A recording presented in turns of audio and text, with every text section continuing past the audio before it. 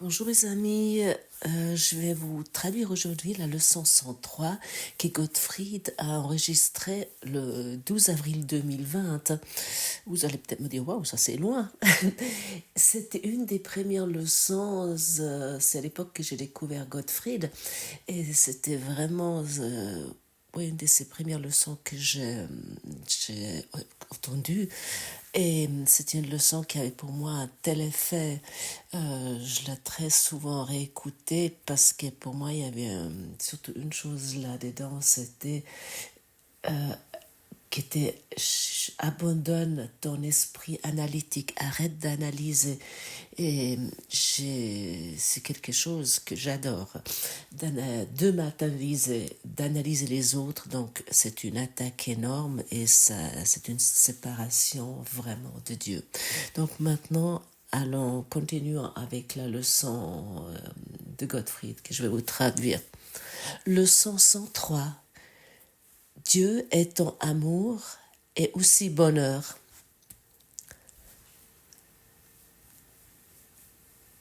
Et où avons-nous appris de chercher l'amour, le bonheur ou Dieu? Parce que le bonheur et l'amour est un synonyme pour Dieu, c'est pareil. Et en tant qu'humains, nous avons cherché dans des différents lieux, dans des différents domaines de vie. Nous avons notre mental, dans notre intellect, dans notre savoir que nous avons appris, dans nos savoirs experts, dans nos analyses, dans notre jugement, dans notre savoir ce qui est le monde ou quel est tel problème, et de notre force imaginée ou de notre faiblesse imaginée. Dans toutes ces choses, nous cherchons l'amour et le bonheur, que signifie en fait nous cherchons Dieu. Et peut-être tu aimerais aujourd'hui reconnaître que tu t'es simplement trompé sur tout, et surtout sur toi, que tu t'es trompé sur toi. Parce que dans tes analyses, pourquoi telle chose s'est arrivée, pourquoi tu as tel ou tel problème, ou pourquoi tu as fait telle ou telle erreur, tu n'as encore jamais trouvé rien. Tu n'as encore jamais rien trouvé. Dans le courant miracle, nous n'est pas conseillé de, peu importe si tu es thérapeute ou naturopathe ou peu importe ce que tu es, dans aucune façon t'est recommandé de savoir, d'analyser pourquoi tu as tel ou tel problème ou tel thème te préoccupe. Parce que c'est exactement ça ton problème, l'analyse.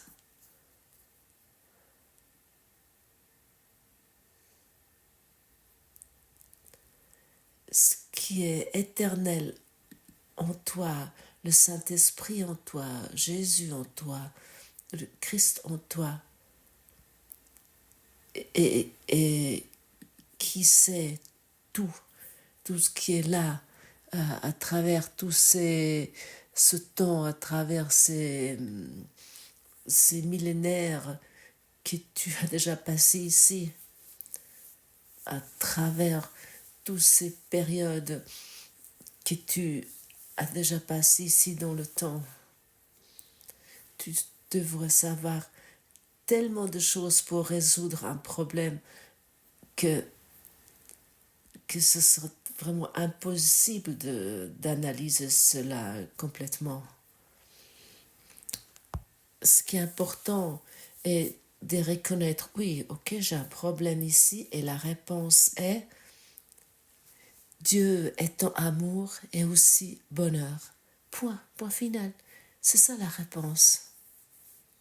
Tu vois, par exemple, un thème qui te préoccupe, que, par exemple la santé, ou dans la société, dans tes relations avec ta famille, tu ne veux plus l'analyser. Tu dis simplement encore ça. Dieu étant amour, c'est aussi bonheur. Parce qu'en vérité, tu cherches que l'amour et le bonheur et rien d'autre. Et finalement, ça signifie que tu cherches que Dieu. En effet, tout le monde, en vérité, tout le monde cherche que le bonheur dans le monde et l'amour. Donc cherche que Dieu. Et les athéistes, ils disent, ils ne cherchent pas Dieu. Mais en vérité, ils le cherchent. Ça ne nécessite peut-être pas ce nom, mais ils cherchent aussi l'amour et le bonheur. Alors donne aujourd'hui au monde une totalement autre réponse. Laisse tes côtés, abandonne tout ton savoir théorique concernant je ne sais quoi. Ça ne sert à rien, c'est totalement inutile. Dieu est ton amour et aussi bonheur. Réponds uniquement encore ça à tout ce que tu penses concernant tes partenaires de vie, concernant le monde, concernant tes problèmes. Et tu vas voir à quel point tu seras libéré de toutes ces choses. Et tu as besoin d'une pensée pour avoir un problème. Et si tu abandonnes la pensée, à ce moment-là, tu n'as plus le problème. Est-ce que tu savais cela? C'est tout simple, non? Tu as besoin d'une pensée pour avoir un problème. Et lorsque tu abandonnes la pensée, le problème ne peut plus être là. Est-ce que c'est pas bien de savoir cela? Je suis également content avec ça. Ça me fait plaisir. Le bonheur est un attribut de l'amour. Il ne peut pas être à part de lui. Il n'est pas possible non plus d'en faire l'expérience là où l'amour n'est pas. L'amour n'a pas de limite étant partout. Par conséquent, la joie est partout, elle aussi. Or, l'esprit peut nier que c'est ainsi, croyant qu'il y a dans l'amour des fossés par où le péché peut entrer et apporter la douleur au lieu de la joie.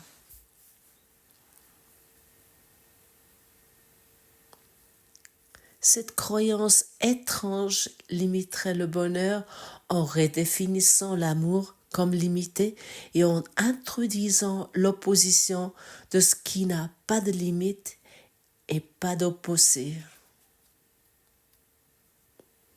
Vois-tu notre croyance étrange que notre bonheur a des fossés? C'est-à-dire que parfois c'est là et parfois c'est pas là. Et si certaines choses se passent bien, à ce moment-là, je peux me permettre d'être heureux. Et si ça ne fonctionne pas vraiment bien, suite à mon analyse, suite à mon savoir théorique, à ce moment-là, le bonheur est loin. Et cette croyance étrange met des fossés. Et pour cette raison, nous pouvons expérimenter la souffrance.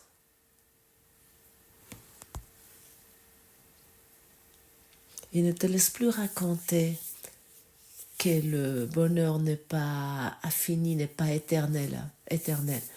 Le bonheur est éternel et infini. Aussi pour toi, oui.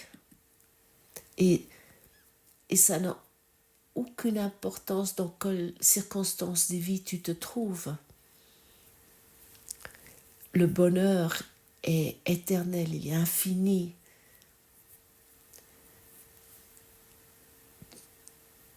Le bonheur est Dieu, Dieu est le bonheur, et l'amour est éternel, et Dieu est éternel et infini. Ce n'est pas que là, parfois et parfois là. C'est éternel et infini, et tu peux trouver l'amour partout. Oui, partout. Oui, tu peux trouver l'amour partout, dans chaque situation.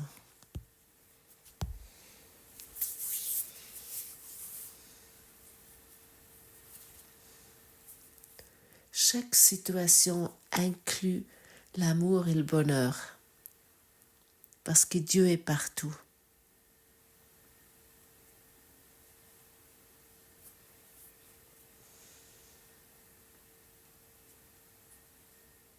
Et si tu mets ici un point final et tu termines ta chaîne d'argumentation, parce que tu veux uniquement expérimenter le bonheur absolu, cela sera ainsi. Mais si tu rajoutes tes pensées d'argumentation, ta chaîne d'argumentation, oui mais ça, et oui mais ça encore, et ça encore, et regarde ici, et là il y a ça. À ce moment-là, tu amènes un fossé et tu apportes ce que tu veux croire. Et ça signifie que tu as un problème. Mais le problème n'est pas dans le monde. Le problème est ton système de pensée. Tes pensées auxquelles tu y crois. Bien sûr, tu as des pensées, mais tu n'as pas besoin d'y croire à ces pensées. Ou est-ce qu'il y a quelqu'un dans ce monde qui peut t'influencer concernant cela? De croire à une pensée, est-ce qu'il y a quelqu'un qui peut t'influencer? Non, à propos, ça c'est un libre choix, le libre arbitre. Et tu n'as pas d'autre libre arbitre. Par exemple, tu n'as pas le libre arbitre de te manifester demain une maison. Non. Mais tu as le libre arbitre de croire à tes pensées ou non.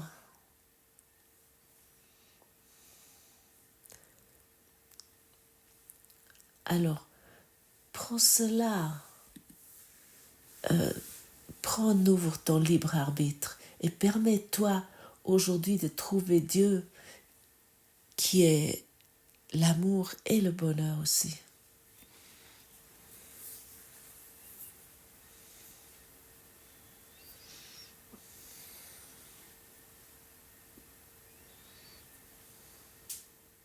Cette croyance étrange limiterait le bonheur en redéfinissant l'amour comme limité et en introduisant l'opposition dans ce qui n'a pas de limite et pas d'opposé.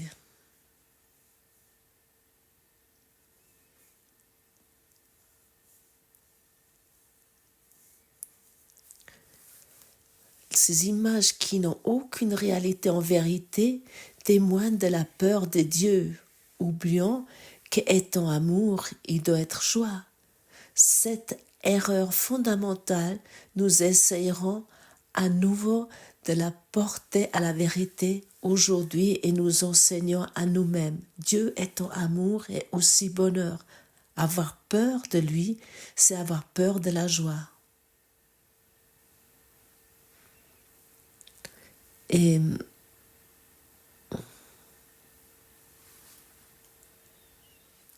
lorsqu'il nous amène cette peur dans l'amour, si nous associons la peur à l'amour, tu dois savoir que tu as peur de Dieu, que tu as peur de l'amour. Et tout secours au miracle nous enseigne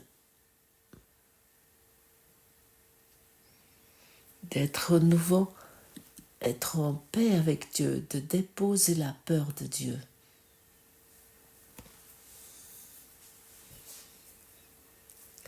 De déposer cette peur que nous sommes des pécheurs, que nous avons fait des erreurs et que la punition de Dieu va nous attraper tôt ou tard. De vraiment déposer cela. Et ça s'est déposé vraiment beaucoup plus profondément en nous que nous croyons, peu importe si tu es athéiste ou pas. C'est vraiment une signature énergétique profonde qui est déposée dans notre système que tu peux croire. Hein? Dieu étant amour et aussi bonheur. Commence des périodes d'exercice aujourd'hui par cette association qui corrige la fausse croyance que Dieu est peur. Elle met aussi l'accent sur le fait que le bonheur t'appartient à cause de ce qu'il est.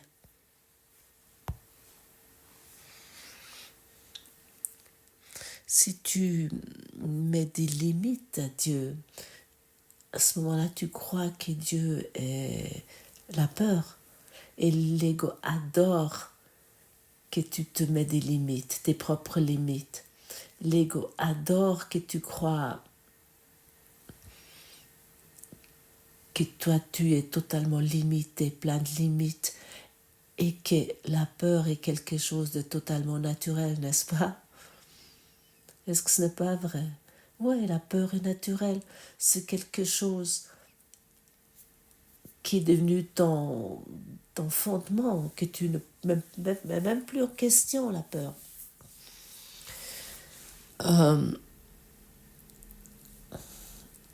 L'ego, il cache ce qu'il veut,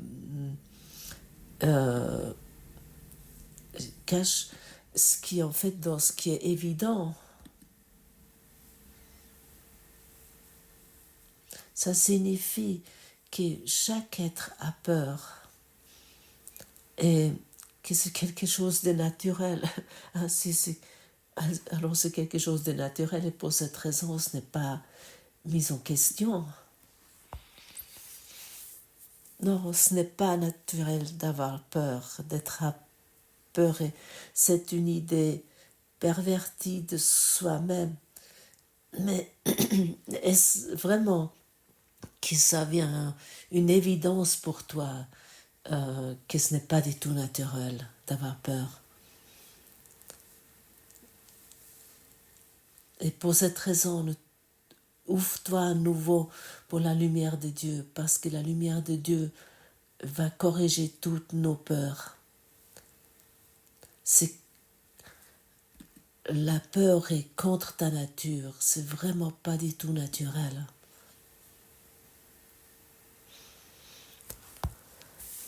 Une personne qui a peur, elle a peur de l'amour.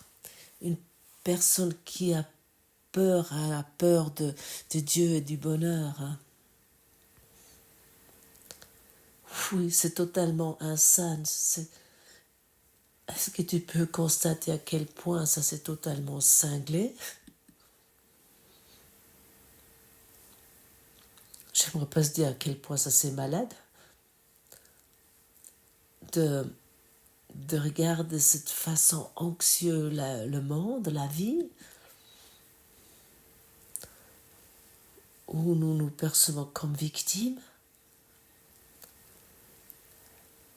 Eh bien, terminons aujourd'hui ce film, un film d'horreur, et pratiquons avec joie cette leçon aujourd'hui.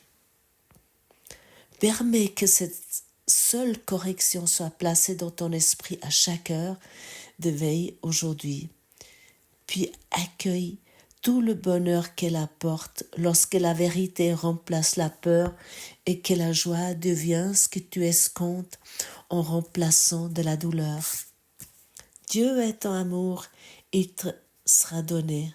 Renforce fréquemment cette espérance tout au long de la journée et calme toutes tes peurs par cette assurance douce et entièrement vraie.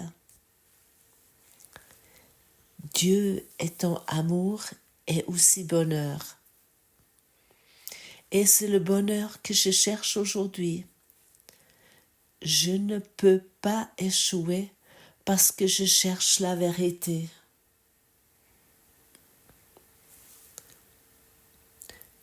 Nourris aujourd'hui cette attente aussi souvent que si possible. Nous sommes invités d'expérimenter, d'alimenter cette expérience aussi souvent que possible en exprimant avec joie ces mots. Chaque fois que tu dis ces paroles ou ces leçons avec joie et avec bonheur, tu vas nourrir ton esprit. Amène la joie aujourd'hui dans cette leçon. Amène la joie dans cette attente et reconnais, Dieu étant amour et aussi bonheur. C'est ça que je veux apprendre aujourd'hui, c'est ça que je veux expérimenter aujourd'hui. Je ne veux plus remâcher ces anciennes leçons de peur. Mais j'aimerais faire une nouvelle expérience. Dieu est amour et aussi bonheur. Et c'est le bonheur que je cherche aujourd'hui. Je ne peux pas échouer parce que je cherche la vérité. Et cette dernière phrase dans cette leçon est vraiment très important de comprendre. Chacun qui cherche la vérité ne peut pas échouer. Et peut-être t'aimerais encore une fois regarder sur ta soi-disant vie. L'ego échoue toujours. Et l'échec est aussi devenu notre système de pensée. Et nous croyons que l'échec est normal. Non. Cherche la vérité. Et trouve dans cela la certitude. Et celui qui cherche la vérité ne va jamais échouer. Et sache aujourd'hui au plus profond, Dieu étant amour et aussi bonheur. Et que la beauté, la lumière et tout ce qui est déjà établi en toi et aujourd'hui va vouloir éclore en tant que cette grande promesse. Éveille-toi dans ton esprit. Éveille-toi dans l'amour. Éveille-toi dans ton bonheur, dans ta joie. La joie, le bonheur n'est pas séparé de toi. C'est en toi.